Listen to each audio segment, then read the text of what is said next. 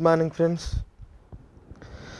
Since last 1 week, we are very eager to know what is happening in Jammu and Kashmir. We have seen the deployment of the forces, 10,000 at a time, 25,000 at a time, and the cancellation of the Amarnath Yatra, and they instructed the pilgrims to vacate the Jammu and Kashmir, and they house arrested the former chief ministers, and they impose 144 section in Jammu and Kashmir. So, but finally, yesterday the government of India took a step on the Jammu and Kashmir.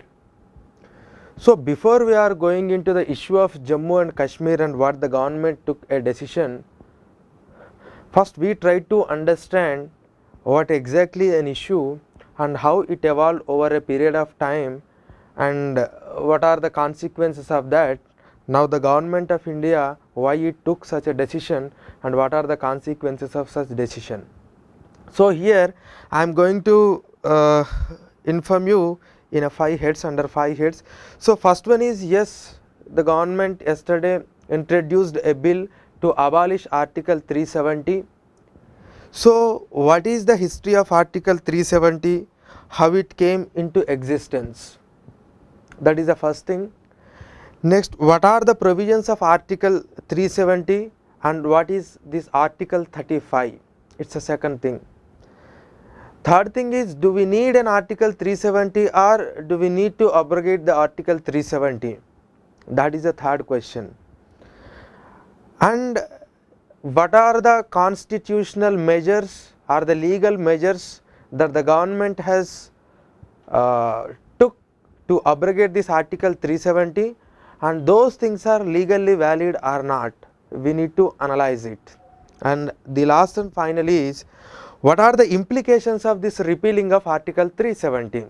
So, we will discuss all these 5 different things under Article 370. So, when it comes to what is the history of this Article 370, how it was came to our constitution or our statute books. On 1947 August 15, when India got independence, actually British India only got independence, but there are 565 princely states, they are not part of India. And at that time, the Sardar Vallabhbhai Patel, the man who unified India, and he able to convince 562 princely states, and with an instrument of accession they were all merged into India and they become part and parcel of India, and they integrated into India.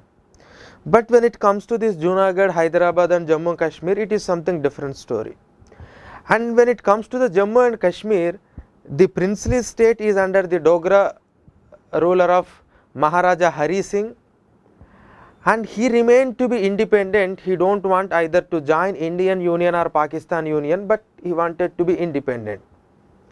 But suddenly after 1 month, in the month of September, the Pakistani troops, they tried to occupy this Kashmir, and immediately the Maharaja Hari Singh, he don't have that much amount of because it's a sudden activity and he could not do anything, and he immediately wrote a letter to the Mountbatten, the then Governor General, and he asked for the help. Then the Mountbatten, because anyway Mountbatten cannot take decision on its own, has to work on the advice of the then Council of Ministers headed by Jawaharlal Nehru, and they prepared an instrument of accession, and the Maharaja Hari Singh signed on that instrument of accession on 26th October 1947.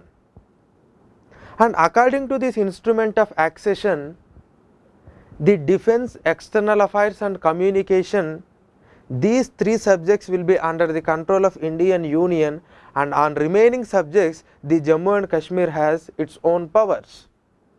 This is an agreement of the Maharaja Hari Singh and the then government of India. It is called instrument of accession. And yes, once the instrument of accession is signed, then the Jammu and Kashmir princely state is considered as an integral part of India. Then Indian government sent forces, and unfortunately those forces are able to push back the Pakistani forces to some extent, but they stopped somewhere, and then the government of India decided to approach the United Nations. By that time, the Pak occupied Kashmir, whatever now we are calling, is under the control of Pakistani forces. Once we reach to the United Nations with a hope that United Nations will solve this issue, then United Nations put two things. First of all, the Pakistani military forces should be evacuated from that occupied region of Jammu and Kashmir, or now it is part of India. Second thing is, the plebiscite should be conducted in Jammu and Kashmir, so that based on the aspirations of the people, the fate of the Jammu and Kashmir will be decided, whether they will join in Indian Union or Pakistan Union, or they wanted to be independent. So this is the thing that was happened in United Nations, but subsequently the Pakistan has not withdrawn from that area, and India is also, because the first condition is not satisfied, so the India said that we are also not going to implement any plebiscite. That was the case of 1947 and 48. Now we are in the process of preparing the constitution. Now the question has come. Now the Jammu and Kashmir is become an international issue, and how will you place this Jammu and Kashmir in our constitution? Can we really merge Jammu and Kashmir completely like other states or the other princely states? Here merging is nothing but, it is not only physical merger, but it is also merger in accordance with all the powers. So we got a doubt that okay, can we do that? Then they thought that okay, anyway we are going to solve this issue, till that time we will arrange a temporary provision which especially deals with the state of Jammu and Kashmir, and during the course of time, yes, anyway it will go. So with that intention, they written a special article called Article 370 in our Indian Constitution. So whenever we are writing that Article 370 in our Constitution, we have written that Article 370 under the part 21 of the Indian Constitution, under the head of temporary, transitional and special provisions, under the temporary, transitional and special provisions. So that means these provisions are temporary, these provisions are special. So this is how actually the existence of Article 370 came into the picture. So what exactly the difference between the state under Article 370 and the other states? Article 370 and the difference between Jammu and Kashmir is that Jammu and Kashmir is an integral part of India, but when it comes to the power sharing, the Indian Parliament don't have a sovereign rights over the Jammu and Kashmir like other merged princely states. That is the difference. But when it comes to the territory, yes, what exactly the Article 370 says? What are the provisions of Article 370? So one of the provision of Article 370 is that Article 1 of Indian Constitution is applied to the state of Jammu and Kashmir. That means in our Article 1 we have defined India is a union of states, and we have enlisted the entire states. Now in that list, as a 15th state, the Jammu and Kashmir has included. That means Jammu and Kashmir is already an integral part of India. Jammu and Kashmir is an already integral part of India, and it was mentioned in the Article 1 of the Constitution. And now whatever we are talking about the merger and all things is not about the physical integration of the state of Jammu and Kashmir with India, but it is about the power sharing. That we must have a clarity on that first. It is about power sharing. So yes, the Article 1 says that the Article 1 is about the states of Indian Union, and in that Jammu and Kashmir is included. Now another provision of the Article 370 is that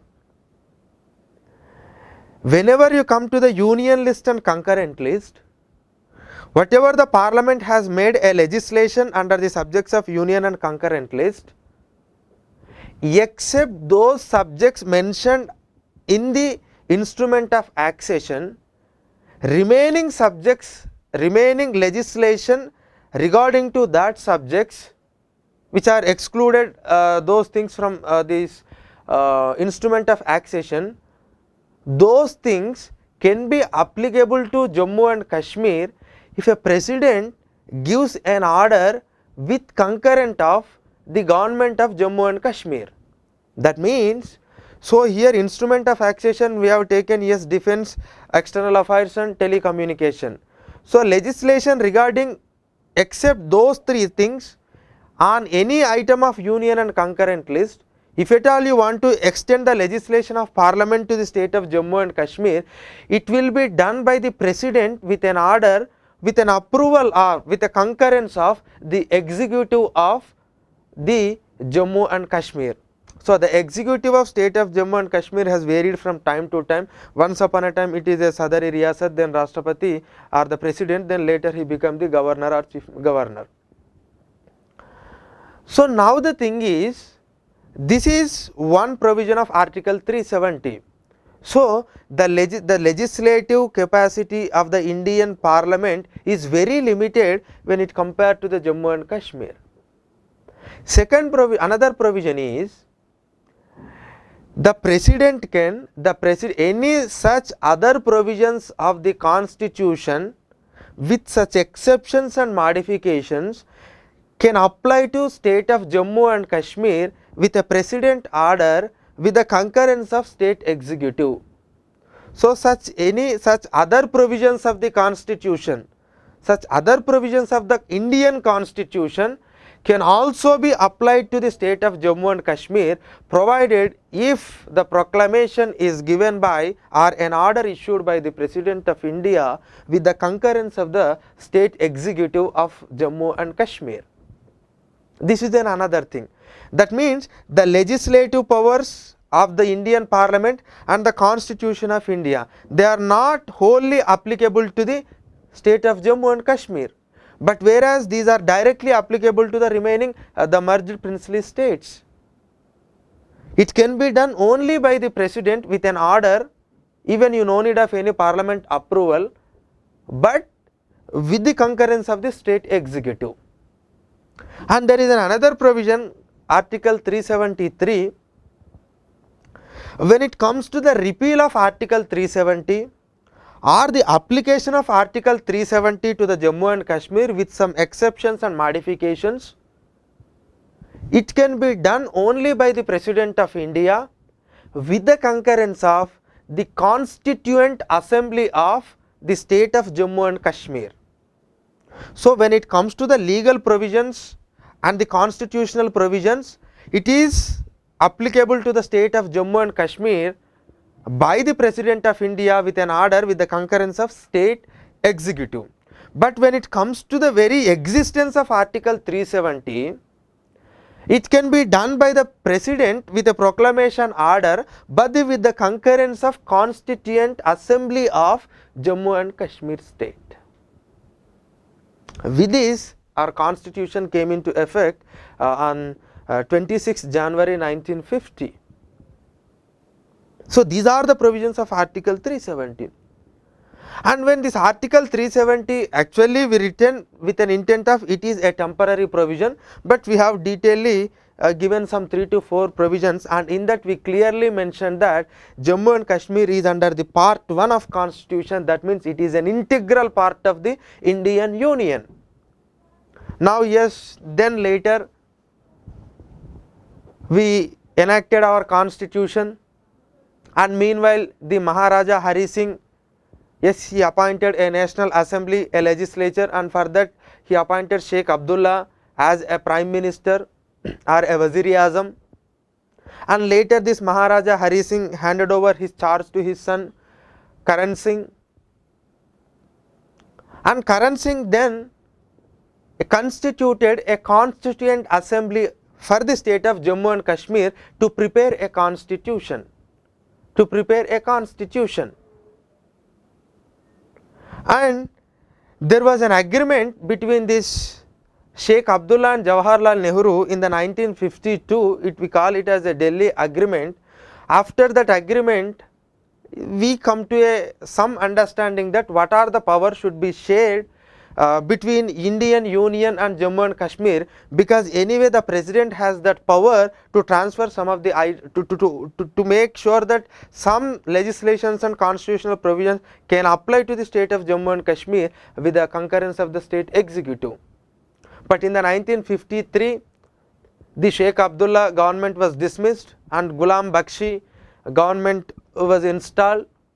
Then in the year 1954, the government, the President of India issued an order by applying some of the constitutional provisions and some legislations to the state of Jammu and Kashmir.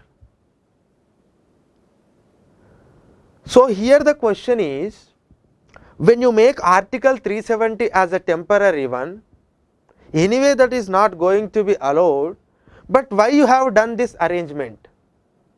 Instead you could have abrogated Article 370 after some time and you can directly apply the entire constitution to India. But there are some issues are there here, I will discuss in the during the course of discussion. So 1954 order was passed and we applied some of the provisions of our constitution to the state of Jammu and Kashmir.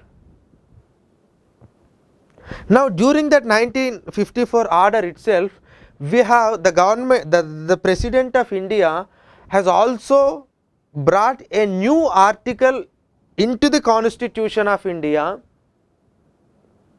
with his own executive order, which is not an legal thing, because anything you bring to the Constitution of India has to be done according to the Article 368 of the Constitution.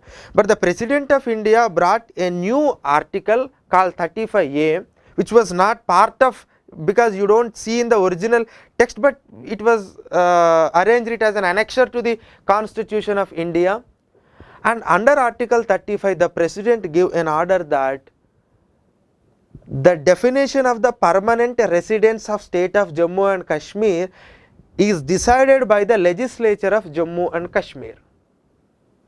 So apart from remaining constitutional provisions, this is also applicable to the state of Jammu and Kashmir, that proclamation of 1954 order says. So what is this Article 35A? Article 35A has give power to the state of Jammu and Kashmir to define the permanent residence of Jammu and Kashmir. But unfortunately, the Jammu and Kashmir state legislature has defined in such a way that it is having some gender bias. Suppose a Kashmiri youth, a Kashmiri male person, if he marry a non-Kashmiri, then he will have that property rights and he can be allowed to hold the public office in Jammu and Kashmir, and he can also cast the vote, he can contest the election. But if the same thing, if a woman of Jammu and Kashmir marry an outside Kashmiri, then she lose everything. She lose everything. So this is somewhat discriminatory between the male and female. But anyway, subsequently in the year 2002, Jammu and Kashmir High Court has declared it as null and void, because as it is showing a gender bias, it is not applicable, it declared it as null and void, but still this practice is continuing. Some people are not able to get the benefit of this thing. On the other hand, and who was not born and brought up in that Jammu and Kashmir, outsiders, they cannot hold any property and they cannot hold any public office and they cannot contest for the election and even cast the vote in Jammu and Kashmir. This is a safeguard given to the state of Jammu and Kashmir, and it was decided by them only. Please understand, it is not defined by the Constitution of India like for for other states, the constitution has given. For other states from 370, in under 371 you will have 371 A, B, C, D, E, F, G, H, I, J. These are the special provisions given to the some other states in Indian Union, but this is given by the Indian Constitution. But this is a special provision given to the state of Jammu and Kashmir, but the provisions are, they are defined by the state of Jammu and Kashmir. All the states have that safeguards, here this is also safeguard, but the thing is that they define that safeguard and we do not have anything to do with that safeguard. And some people are questioning, when you are saying that it is an integral part of India, why there is so much restriction to Jammu and Kashmir? Okay, you can argue that these states are also having some restrictions, but is there any difference between the restrictions of those two things? And moreover, it is not discriminating the outsiders, but it is discriminating their own people, particular section of the society called women. So Jammu and High Court this has given its judgment in 2002, but now it is in the Supreme Court. Okay, let it aside. So this is how under the 1954 order we transferred some of the provisions and legislative issues to the state of Jammu and Kashmir. So after this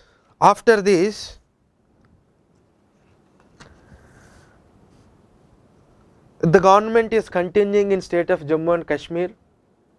1947 we promised that these three issues only the government of India will take care, remaining will be given to the state of Jammu and Kashmir itself, and we have made a temporary arrangement in the constitution called Article 370, but gradually we are transferring each and every power to the state of Jammu and Kashmir. Either you should have maintained that that autonomy given to the Jammu and Kashmir, or you must have abrogated the entire Article 370, but haven't done neither. You are gradually applying some of the provisions to the Jammu and Kashmir, and now they give an explanation to this, that we are in the process of integration. It was already integrated, but what is the meaning of this integration? This is assimilation of the people of Jammu and Kashmir with the entire Indian Union. This is the process. Through some process gradually we are doing this. It is taking some time. Though anyway Article 370 is a temporary, anyway some or other day we are going to eliminate this, but before that we need to assimilate the Jammu and Kashmir people with the Indian Union. So in that way they started proclamations, and most of the time the previous governments are guilty of dismissing the elected governments, and with the help of the governor and by considering the governor opinion as the state executive or the state's opinion, and the government of India has done many changes to that Article 370. But there are some doubts here. So whenever you are applying the entire Article 370, whenever you are applying the constitutional provisions gradually to the Jammu and Kashmir, why there is a discontent among the Jammu and Kashmir people? The thing is, whenever you are applying the provisions of the Indian Constitution to the Jammu and Kashmir, selectively we are applicable some provisions to the Jammu and Kashmir. Most of the provisions, some are very they are very good and they are very democratic and they are very useful for the people. They are not able to extend to the Jammu and Kashmir. Even if you extend with a proclamation, that is not implementing in Jammu and Kashmir, because the President of India don't have a power of 365 to implement on the Jammu and Kashmir, where the state government is not able to follow the executive order. Then he deemed that there was a constitutional machinery broken down in that particular state, and he can proclaim Article 356. That 365 provision is not there with the Jammu and Kashmir. So they have selectively transferred some of the provisions to this Jammu and Kashmir. Let us take some examples. These are the truths, and whatever we have done, the amendments to the constitution in the 42nd, there is a word secular we added in our Indian constitution, but the word secular is not applied to the Jammu and Kashmir. And when with the 42nd Amendment Act, when we increase the extent, we increase the period of the state legislature from 5 years to 6 years, it was applicable to Jammu and Kashmir, but immediately when Janata government came to power, they brought 44th Constitution Amendment, which has reduced that 6 to 5 years, which is not applicable to the Jammu and Kashmir because the president could not extend that to Jammu and Kashmir. Your Prevention of Corruption Act is not applicable in Jammu and Kashmir. Your 73rd and 74th constitutional amendments are not exactly applicable as it was in the entire union. And some Right to Information Act is not that exactly is applying in Indian Union. It is something different to that. That doesn't mean that the people they don't have any self rule and they don't have any right to information, but it is not in accordance with the other Indian Union. And you don't have this full implementation of SC, ST reservations, OBC reservations in state of Jammu and Kashmir as what other people are enjoying in this country. So when Union of India has brought so many good things and which are benefited to many Indian people, unfortunately those things are not reaching the Jammu and Kashmir people,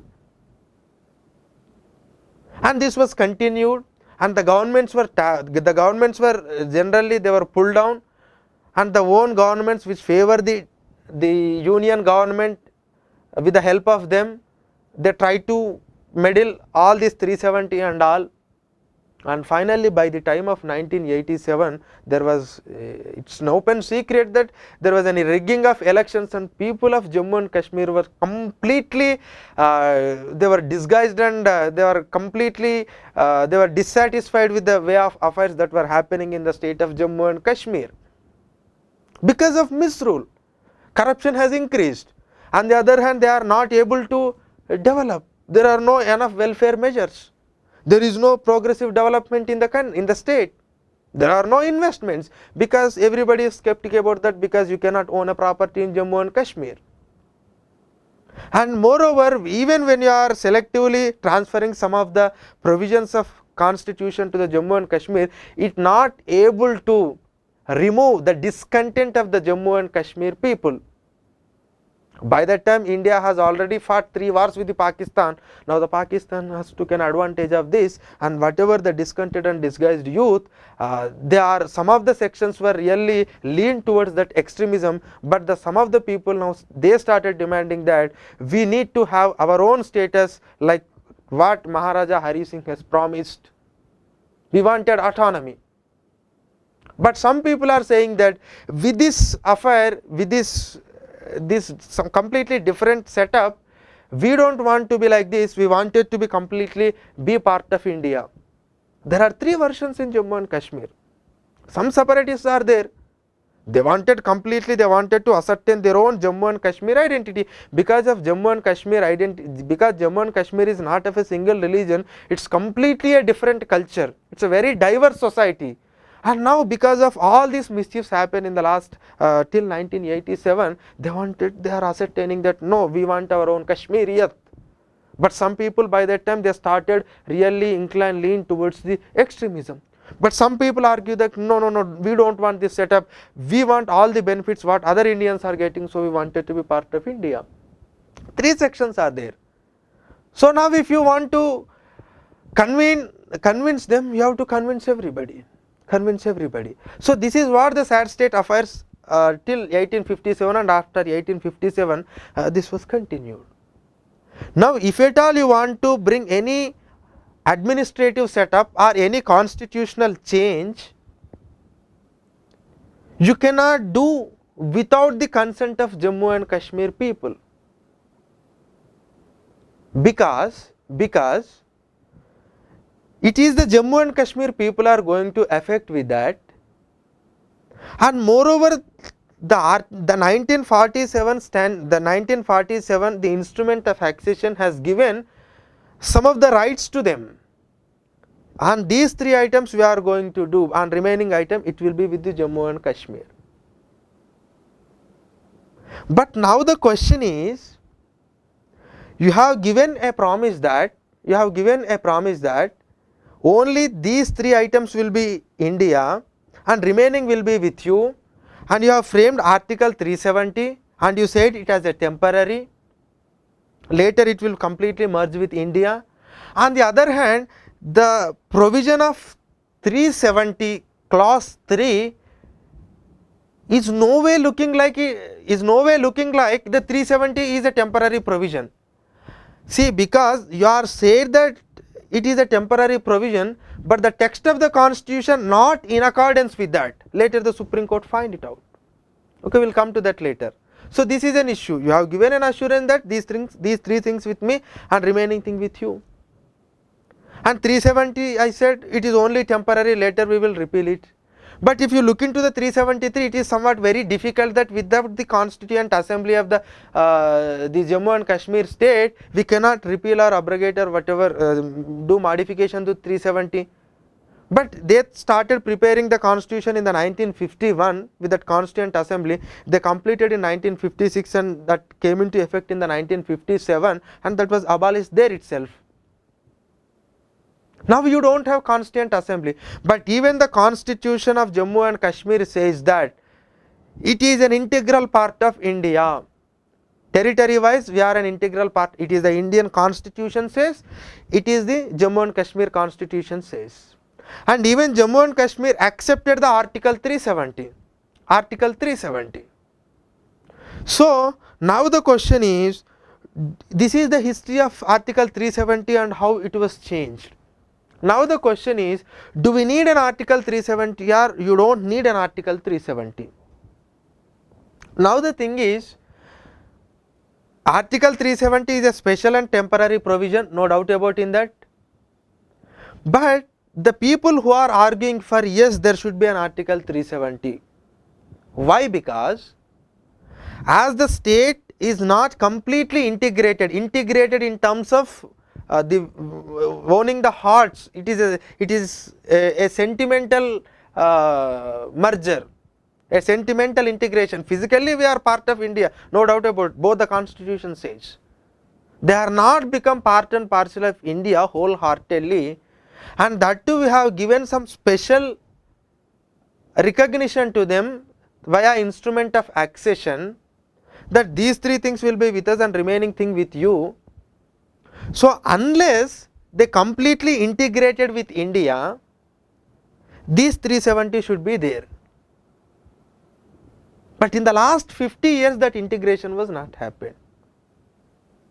That was not happened. So that is why some people advocating that yes, it should be given because it is an assurance of the Indian government and the Indian Parliament and Indian Constitution, because we added 370 and we can repeal it only with the recommendation of Constituent Assembly. So it is morally something wrong. But when it comes to the other argument, no, 370 should be go. Why actually 370 should be go? Because 370 is treating something differently Jammu and Kashmir than the other states. This is not the reason. The reason is that whatever the government of India is doing, whatever the Parliament of India is doing, because it is an Indian Parliament, but whatever the Indian Parliament is doing, those are not applicable to state of Jammu and Kashmir unless you given some order. We have done so many progressive acts, but unfortunately they are not implementing. Moreover, some of the provisions has given the complete right to the state of Jammu and Kashmir to prepare on their own, that is taking away some of the basic rights, basic fundamental rights. But unfortunately fundamental rights, we have something different rights and they are something different rights. They have a right to property, we do not have that. Moreover, in the developmental process, the Jammu and Kashmir could not attract the talented persons or the entrepreneurs or some of the professionals to the state of Jammu and Kashmir for the development of state of Jammu and Kashmir, because it don't give any rights to the other outside people. So because of these things, the state of Jammu and Kashmir is backward, and the one who are ruling in that last 50 years, they are not able to understand this concept. That is the reason why Jammu and Kashmir is somewhat backward. Because of its nature gift, it has become a tourist place, not because of the development what we have done. And the government of India has some serious allegation that we have transferred some lakhs of crores of rupees to the Jammu and Kashmir, but unfortunately it is not reaching to the common man for the development of common man, for to lift the common man out of the poverty, but it is mischieved by the so many corrupt politicians in that particular state. So what will you do? What will you do? Because you don't have Prevention of Corruption Act and your agencies directly they not enter and they cannot do serious actions. And because of all these things, the people of Jammu and Kashmir was discontented after 1987. And they have chosen different path, and now it has become very concerned to the Indian security. Indian security. There are genuine people are there who want their own Jammu and Kashmir identity. There are some people are there who wanted to merge with India. There are some people are there who are extremists. But some part of the Jammu and Kashmir now it become a base for the militants. Now they are posing challenges to the security and the integrity or the sovereignty of India. Now how will you deal with this? How will you deal with this? So many governments, they have thought that yes, it should be do something, we need to change this criteria, but how will you do? Will you do on your own? No, there should be discussions with the state of Jammu and Kashmir. You need to take the opinions of the Jammu and Kashmir people into consideration, and you need to speak with all the groups of Jammu and Kashmir, whatever they are expecting, what exactly they want. How we will protect the culture of Jammu and Kashmir, meanwhile how we will provide the development, and how we will make sure that all the progressive legislations of India should also be enjoyed by the Jammu and Kashmir, and how their autonomy should be protected. To what extent we can give autonomy? Do we need an autonomy or not? These are all things which there are many committees, various commissions, they studied and they have given lot of reports, but unfortunately we could not move forward on that. What exactly we need to do with Article 370? But now the government of India decided to abrogate with that Article 370. And with that Article 370, what exactly government of India want to do? Government of India want to do to apply entire constitution and the legislations to the even Jammu and Kashmir state also.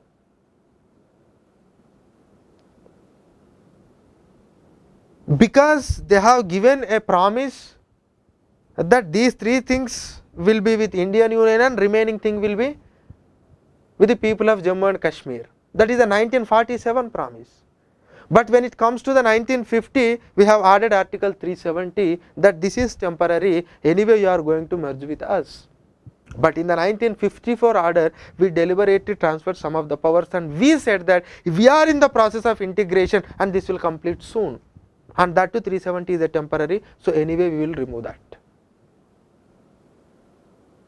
But now how they are done in our constitution, we will look into this, because there are some legal conflicts are there here. So now the constitution application to Jammu and Kashmir order of 1954, it was abrogated, it was repealed by the new presidential order or the constitution of application to Jammu and Kashmir order of 2019.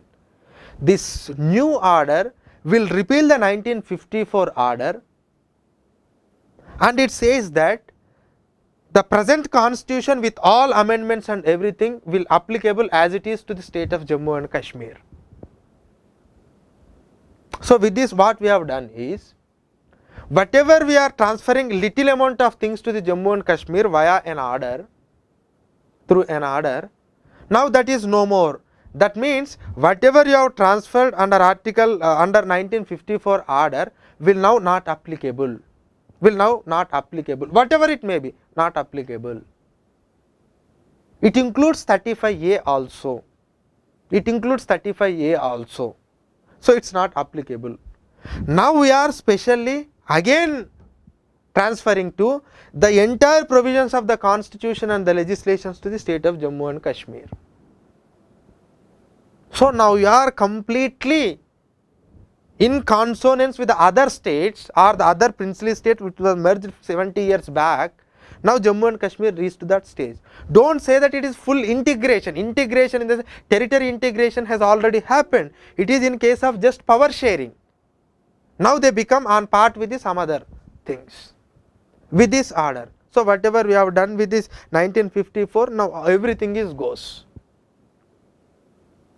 Now, the second thing is they wanted to just interpret some of the provisions of the constitution. Further, they brought something change to the article 367 that Sadr e Riyasat should be read it as the government of the state of Jammu and Kashmir. But here the question, okay, one more thing what we have done is, I will come to this again, I will explain later. The thing is, the president can proclaim such an order under article 370 clause 1 only with the concurrence of the executive of Jammu and Kashmir.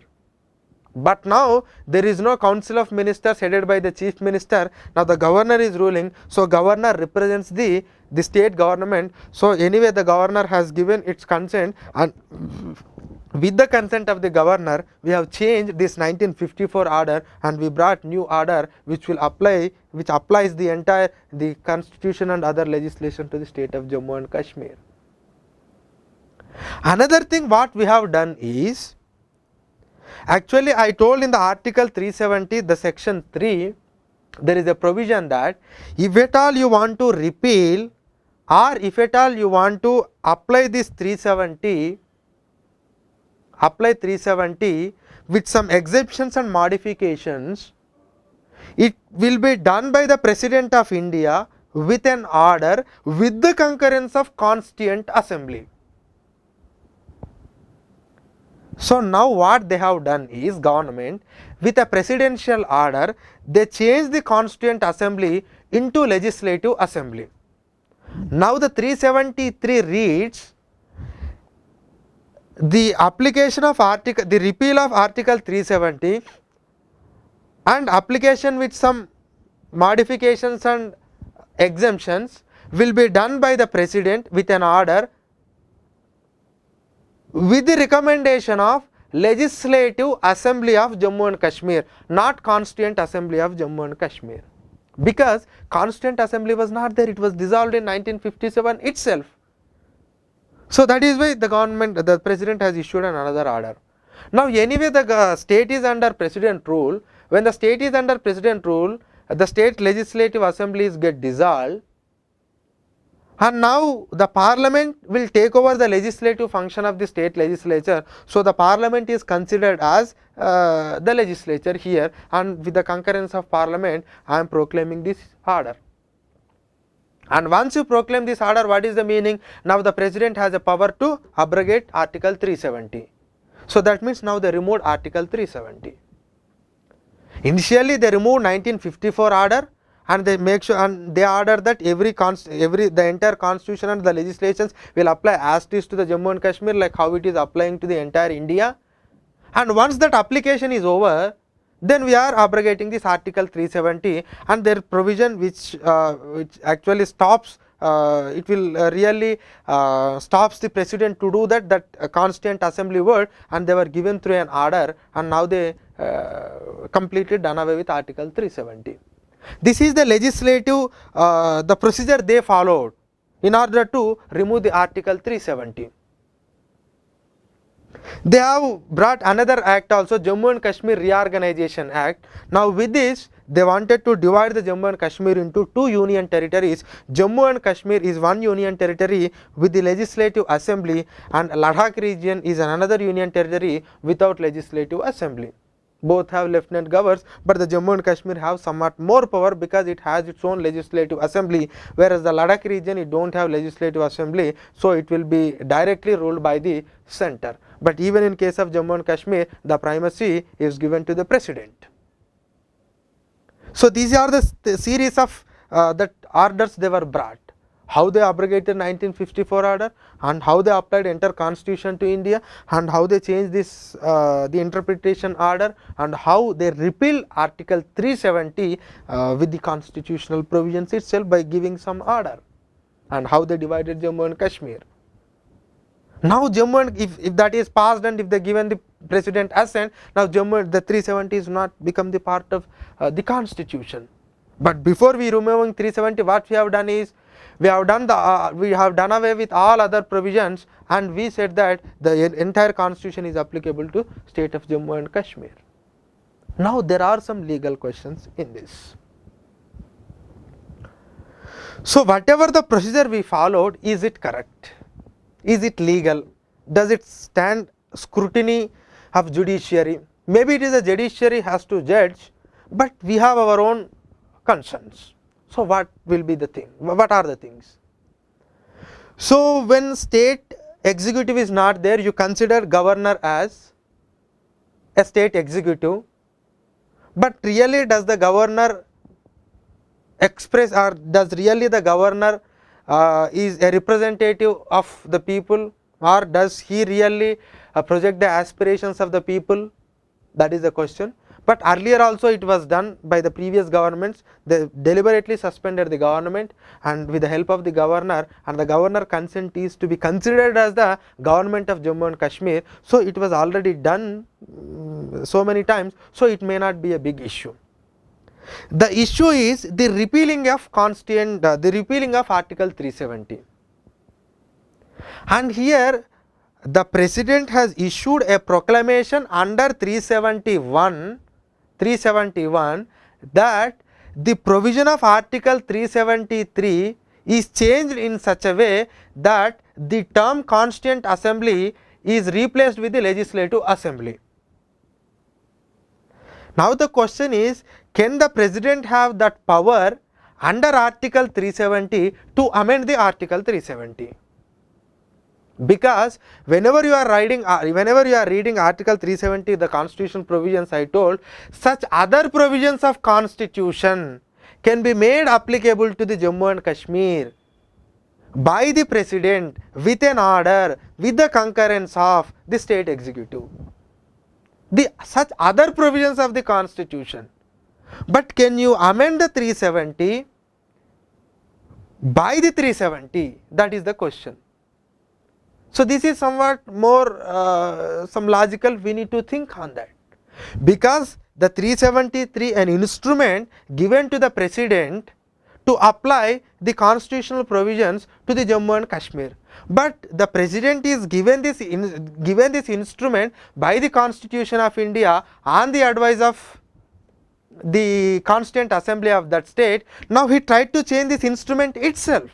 Can he do that? He has a power to issue any proclamation under this article, but can he have a power to change the text of this provision itself, 370? If you take the case of 371D, which is also giving similar type of powers to the state of Andhra Pradesh, now it becomes state of Andhra Pradesh and Telangana, the president can issue some proclamation regarding reservations in the local jobs, but the president can issue whatever the proclamation which is in accordance with the law he can give, but can the president with that order, can he change the text of that 371D? That is the question. And whenever we try to change the text, when the bifurcation of Telangana and Andhra Pradesh was happened, it was done through parliament. So once it is done through the parliament, and whatever the parliament has done that, again that will be exercised by the president with order. So president has a power to issue any order, to issue any proclamation under this 370 regarding any legislation and any constitutional provision, but the president, does he have a power to issue a proclamation which amend that article itself, that instrument itself? So that is one more very interesting thing. But here, can you really abrogate article 370? You said that it is permanent, it is very temporary when you are framed. But the Constitution, but the Supreme Court of India, in series of judgments since 1969 in Sampath Prakash case and later also, the opinion that maybe you are saying it as a temporary, maybe it is put under the head of temporary provision, but it looks like it's not temporary. It's not temporary, because whatever you have defined the Constituent Assembly, it's no more exist. Whose opinion will you take? Some people are arguing that okay, anyway even our Constituent Assembly is also not there, so we are taking opinion of our own parliament, so can't we take the opinion of the state legislature of Jammu and Kashmir, like how now they are doing? Some people have some opinion, but does really the state legislature represents the true aspiration of the people? Yes, because they are elected by the people of Jammu and Kashmir. Though there is a problem with the election, though many less number of people are participated in the election, in a democracy those who express their will, we need to accept that as the public will. That is our democratic setup. But the question is, the Constitution of Jammu and Kashmir says that the last provision of Jammu and Kashmir, which is 147 article, and the 147 article reads that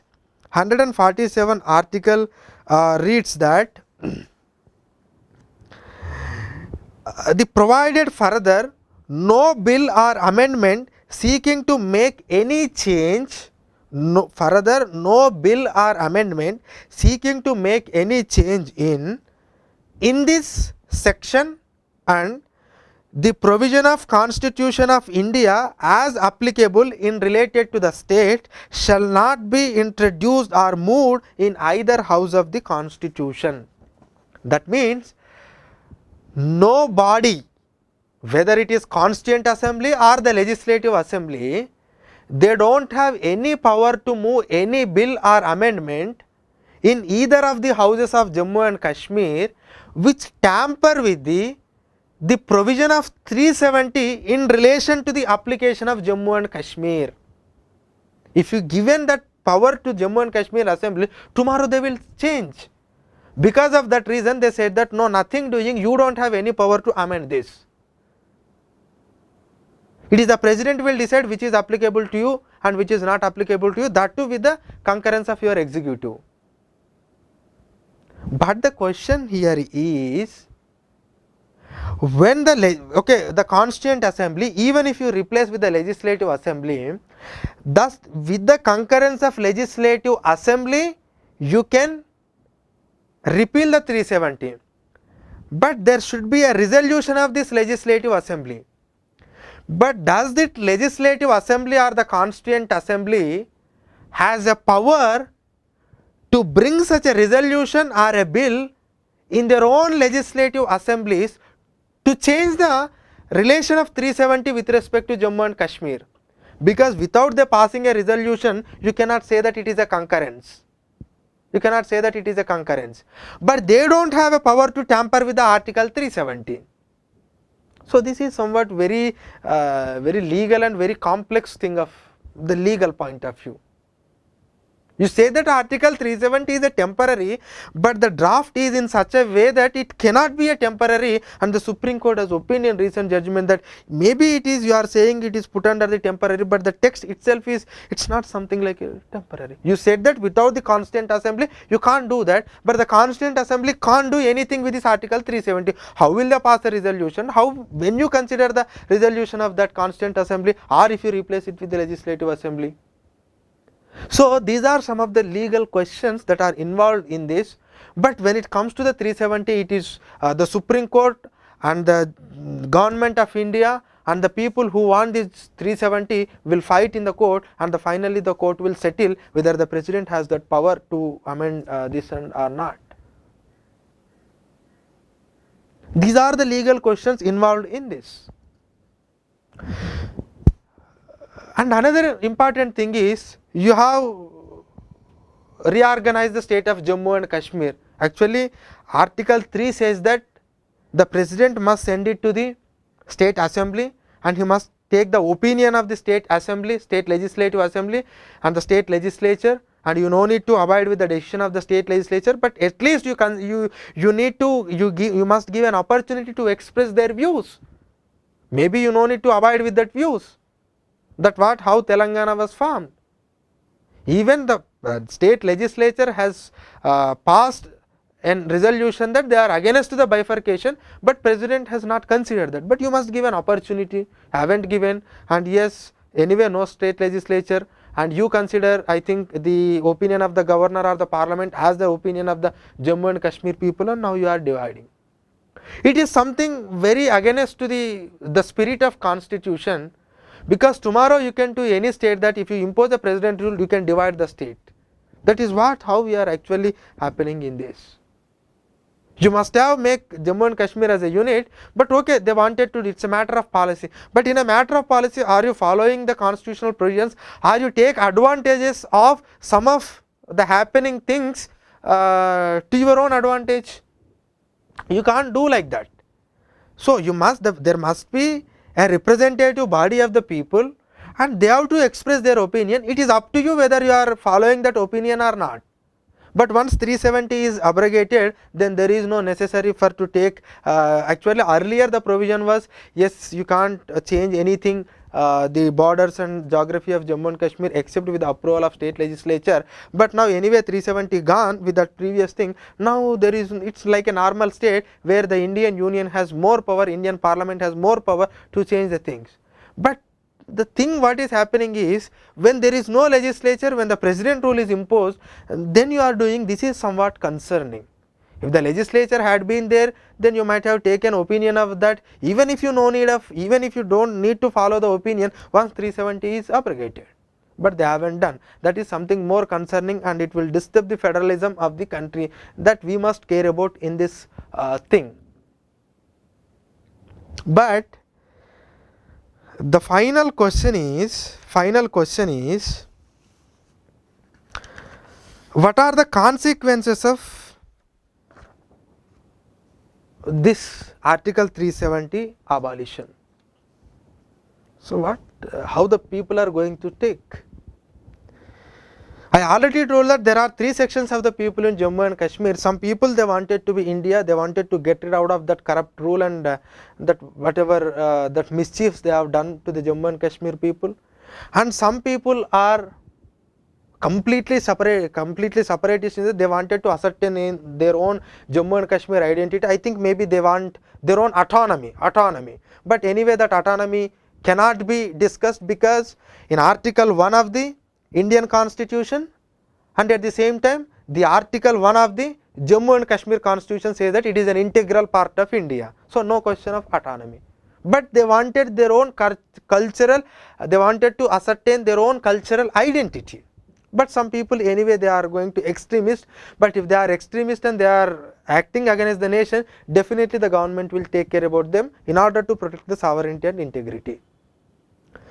But in the 1947, we have promised a thing to them that these three things will be discussed by the Indian Union and remaining thing will be left over to you, and we have introduced in our constitution like a temporary provision, you will soon merge into India.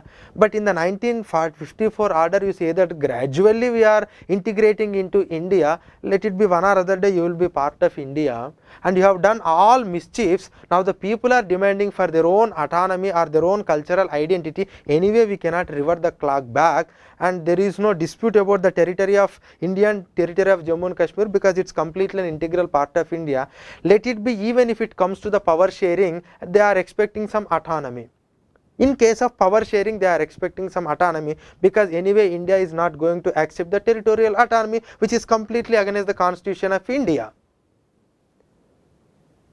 So now you think that there are some people in this valley, that now some political parties, they are arguing that these people are not get any benefit out of it, and they are not able to benefit, and the investments are not come, and they are denied of so many rights, they don't get reservations, and whatever Indians are enjoying, they are not enjoying because of these reasons, and your corrupt politicians and your very different acts from the India, you are not able to develop, and the youth are plunged into poverty and unemployment, and that has created the problem of extremism or terrorism in the state.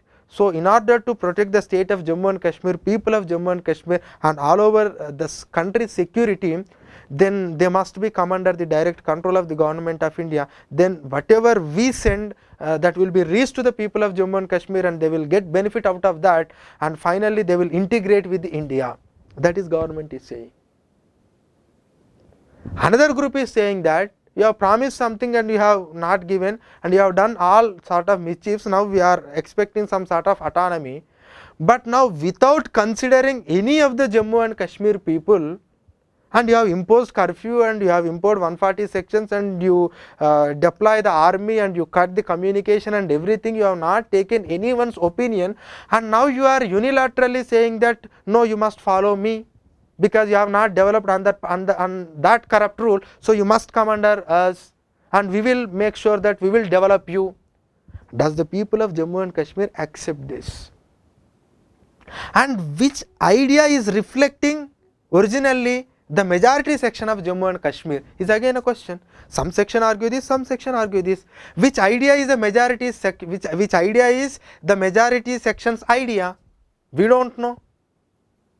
And another thing here is that with this you are dividing the Jammu and Kashmir, then they lose some sort of their own identity. That is the fear. Because if you take the case of history of India, most of the states are ascertain their own identity and culture with the help of states. If you take the case of Maratha and Gujarat, that is the thing. If you take the case of Punjab and Haryana, that is the state. If you take Andhra Pradesh and Telangana, and if you take the northeastern state, when you provided a separate state, then they are fulfilled with that and they are doing their own thing. Even the Delhi, they wanted the statehood.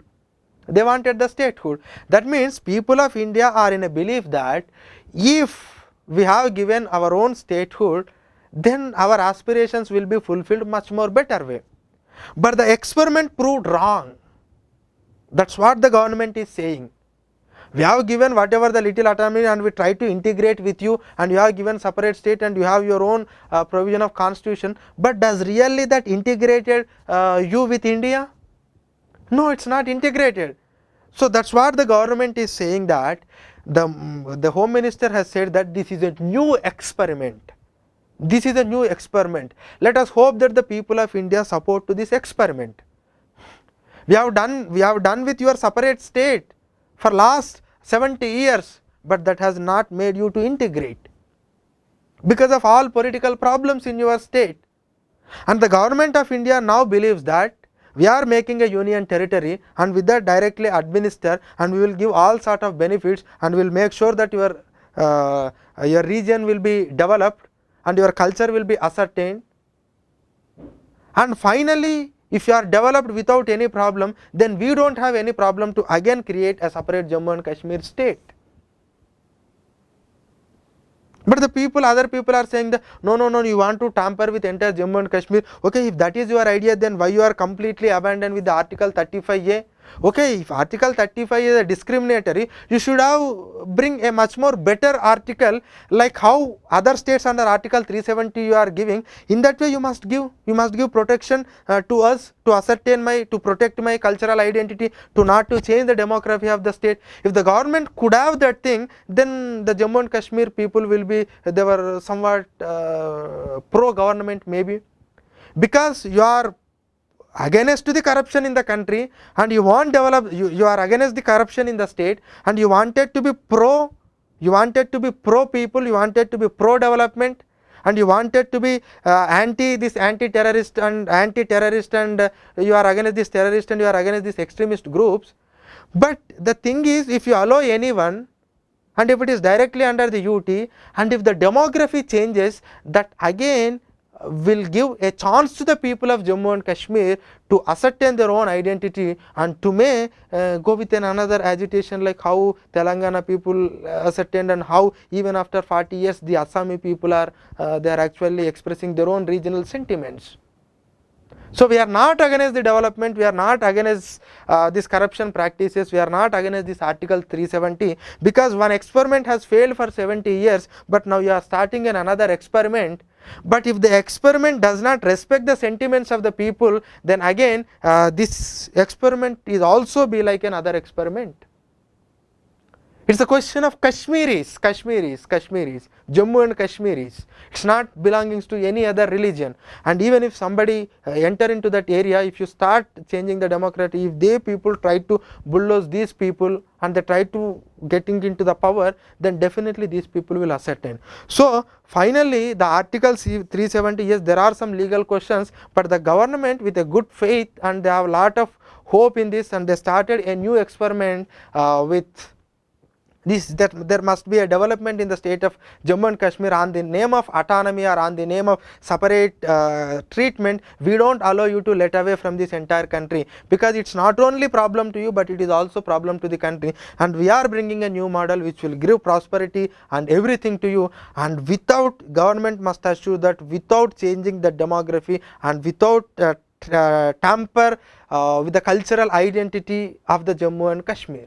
Because ultimately I think now there is no point in arguing that three things were given to the Indian Union and remaining thing lies with the Jammu and Kashmir, because in the course of time it was completely changed.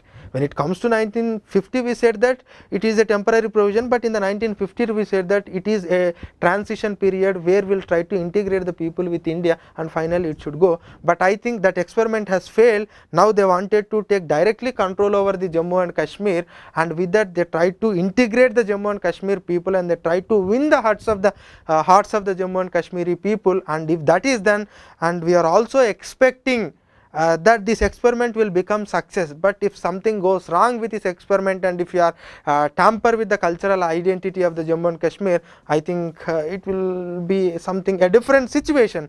So here we may not judge the merit of this decision here, but it will, the future will decide how cautiously, how carefully you are implementing. And I am expecting that whatever the past mistakes that was done by the ruler will not be done in the during the future course.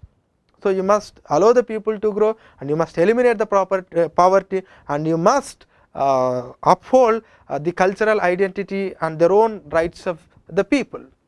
So that's it about the Article 370. Thank you.